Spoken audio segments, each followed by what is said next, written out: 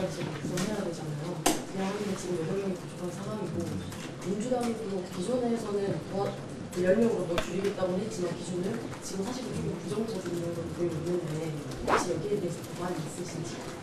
첫째는 원내교섭단체가 이루어지지 않으면 조국혁신당이 할 일을 못한다라고 생각하지 않습니다. 그걸 저희가 안 하겠다는 건 전혀 아니고 할 것입니다. 그것이 단기간에 이루어지지 못하면 조국혁신당이 할 일이 없냐? 그렇지 않습니다. 조국혁신당이 선거기간 동안에 저희가 한 석이었습니다. 한 석을 가지고 이만큼의 성과를 냈지 않습니까? 지금은 12석입니다.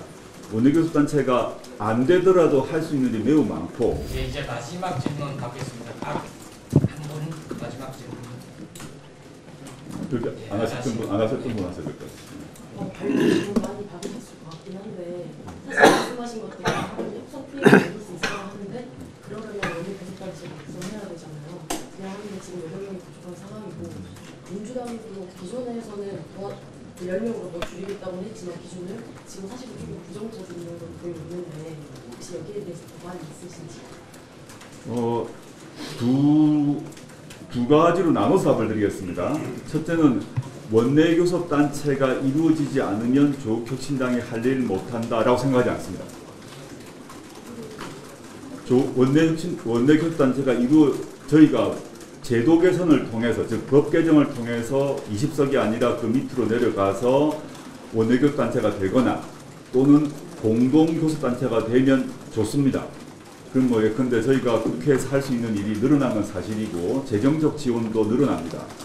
그걸 저희가 안 하겠다는 건 전혀 아니고 할 것입니다.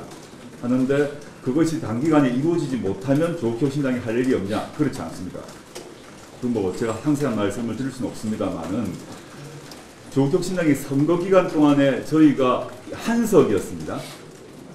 황운하 의원 1명 있었어요. 한 석을 가지고 이만큼의 성과를 냈지 않습니까? 지금은 12석입니다. 원내교섭단체가 안 되더라도 할 수 있는 일이 매우 많고, 원내교섭단체가 아니라고 하더라도 저희는 국민들과 소통하면서 저희가 추구하는 정책, 비전, 가치를 국민들과 직접 소통해서 그 공감대를 만들어낼 것이고, 그 과정에서 민주당과는 언제든지 협력을 해야 되겠죠. 그래서 저는 원내교섭단체를 어떤 방식으로 이룰 것이다, 목표는 분명하다. 근데 그것을 서두르거나 또는 뭐 이 사람 저 사람 빼와서 한다거나 이런 식으로 추구하지 않을 것이고, 저희가 원래 세웠던 목표와 가치를 실현하는 그 과정에서 원내교섭단체를 만드는 것이 훨씬 좋기 때문에 하는 것이지, 사람 수 채워가지고 돈 많이 받기 위해서 하는 건 아닙니다. 선거 직전에 모 정당, 다른 정당이라서 얘기가 그렇습니다만은 합당하고 뭐 분당하고 그런 과정에 돈을 많이 벌었지 않습니까? 뭐 특정 당, 그 경우 그렇다고 해서 그 정당이 많은 지지를 얻지 않았지 않습니까? 그게 좀 반증이라고 봅니다. 예, 이상 마치겠습니다. 고맙습니다. 네, 고맙습니다. 주말 질문 드리겠습니다. 네, 질문 안 하셨던 분이 있을 것 같아서 하실 분 먼저 좀 먼저 하고 하는 게 좋겠습니다. 네, 질문드립니다. 어제 연석회의 야권 대표 연석회의를 제안하셨는데요. 네네. 이에 대해서 혹시 좀 답변이 있었는지, 내지는 오늘 뭐 정성 의원님이라든가 아직은 좀 사전 의논할 단계는 아니지 않나, 부정적으로 의견을 내신 분도 있는데 좀 어떻게 좀 말씀하시는 건가요? 공식적인 답변은 못 받았고요. 뭐 정성 의원님께서 말씀하신 건 제가 얼핏 그냥 보았습니다. 오는 길에 제가 상세히 보지 못했는데, 정성 의원께서는 또 정성 의원님의 입장이 있으시니까 그런 말씀하실 수 있다 생각하고, 저희는 그 민주당에서 민주당의 입장에서 영수회담이라는 좀 별로 좋아하지는 않습니다만은 윤석열, 이재명 두 분의 만남을 추진하는 것은 뭐 당연히 해야 될 일이라고 생각하고, 저희는 이제 22대부터 3당 아닙니까? 정성호 의원께서는 아직 국회의원이 아닌데, 조국혁신당은 국회의원 한 명밖에 없는데 굳이 뭐 이제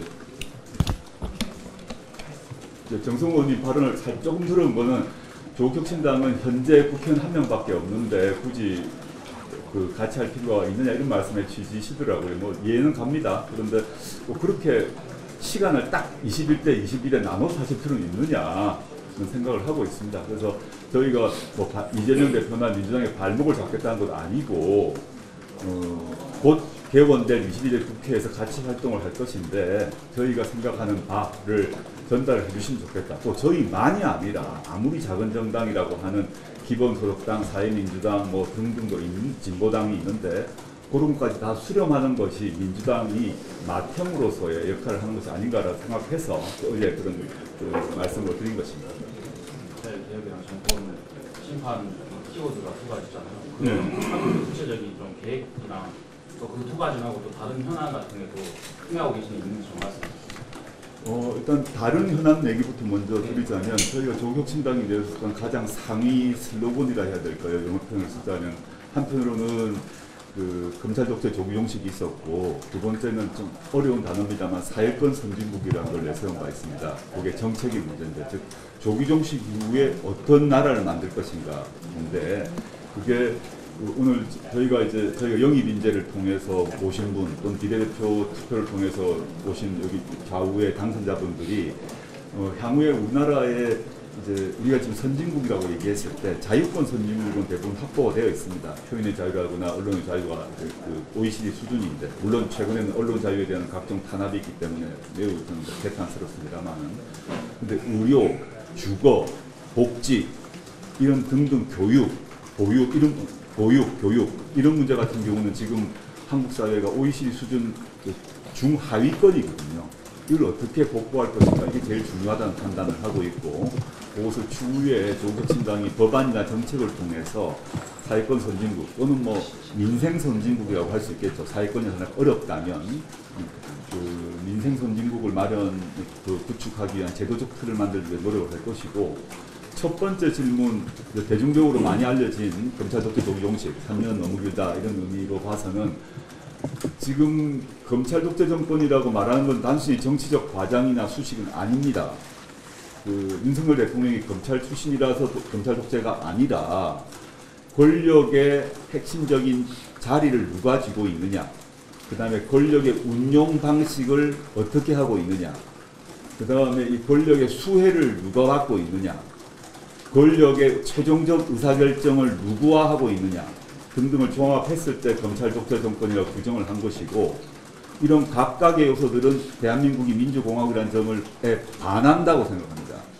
그중에서 그걸 해체하기 위한 노력을 할 것이다. 그거는 뭐 우리 박은정 우리 당선자님, 차규근 당선자님 등이 이 문제에 대해서 아주 계속 본인이 뭐 전공자이기시도 하고 한편으로는 피해자이기시도 하기 때문에 물론 저 역시 그 문제에 깊은 관심을 갖고 있고요. 법안을 통해서 정책을 통해서 저희가 그 문제를 해결할 생각입니다.